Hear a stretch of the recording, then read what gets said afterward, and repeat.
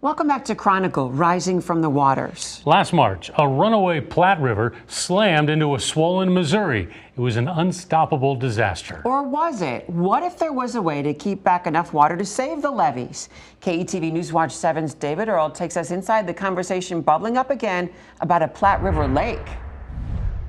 Think of a river like a big road of water. Like traffic, the water starts one place and ends up somewhere else. Congestion is inevitable, and flooding, well... We know there's going to be another flood. State Senator Mike McDonald says floods are inevitable too, especially along the Platte River. It's why he's floating the idea to once again study a large-scale flood control project. Do we need a large reservoir? Do we need 4 possibly smaller reservoirs? What can we do to make sure that we don't have this kind of damage anymore from a flood in the future? But in Ashland, they've heard that before. It's an idea that goes back all the way to the late 1800s.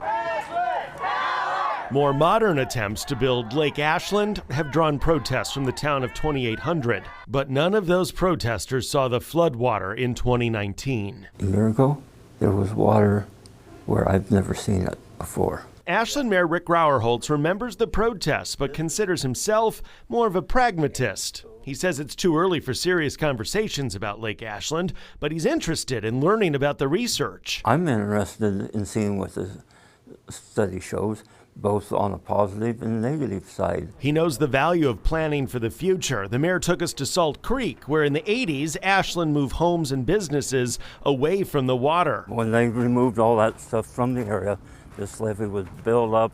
And so if we're looking over there, that's all underwater. Oh yes, that would have been a lot of water. McDonald says the idea of a Platte River reservoir serves the same purpose of planning for the future, just on a larger scale. He admits previous attempts at Lake Ashland were heavy-handed, but this time, in the wake of flooding the state has never seen, he's after a collaborative approach. This is about trying to come up with a solution to a problem. And we want to make sure everyone has a seat at the table. Testimony from the Papio, Missouri NRD shows if Lake Ashland had existed during March 2019, it could have captured enough water to drop the river level by 2 feet. The NRD thinks that would have saved Offutt Air Force Base and the levees south on the Missouri River. Senator McDonald hopes to have a new Platte River reservoir study ready for state lawmakers by the end of the year. Back to you. Up north in Niobrara, the fall of the Spencer Dam sent a wall of water and ice chunks, ripping up bridges, homes, and businesses. Well, KETV Newswatch 7's Emily Tensler shows us the shop owners who chose to rebuild and the others who moved to higher ground. For 5 months, Niobrara was split in two. The 2 bridges to town demolished by water and ice in March 2019. People trying to get from one side to the other and people working on one side and living on the other. Without a way over the river, Mary Snowden and her husband would drive 70 miles just one way to check on their cattle on their second ranch. You know, with that distance, if you start losing calves, that's your profit for the years. Now there are temporary bridges with something more permanent on the way. Snowden says the months of divide and disconnect cost Niobrara's economy. You want to spend money in your own town and support your own people. But it was hard last year, and I think it was hard for everybody. There he goes. Until 3 months ago, we had people go down to the old place yet, thinking we're down there.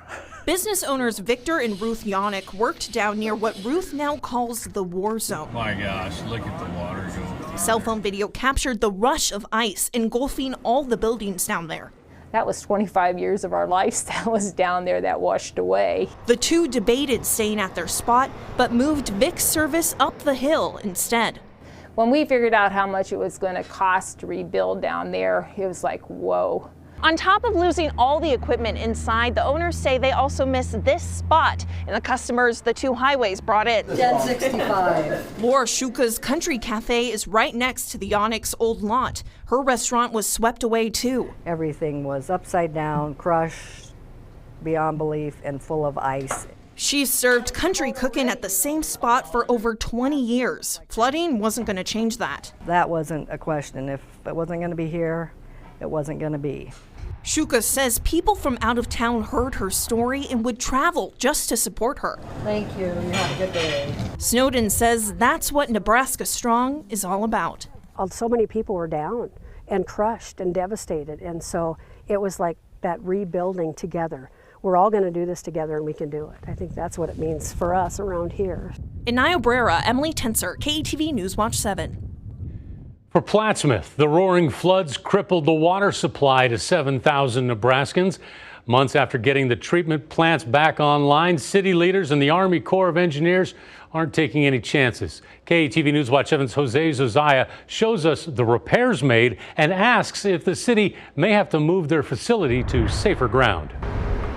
For 6 weeks, crews rushed to build these barriers, the last lines of defense for wells in Plattsmouth's water treatment plants. These plants can't survive another hit, so we absolutely have to take these measures. City Administrator Irv Portis says these green HESCO flood walls now add up to more than a mile long. It goes all the way around the plant.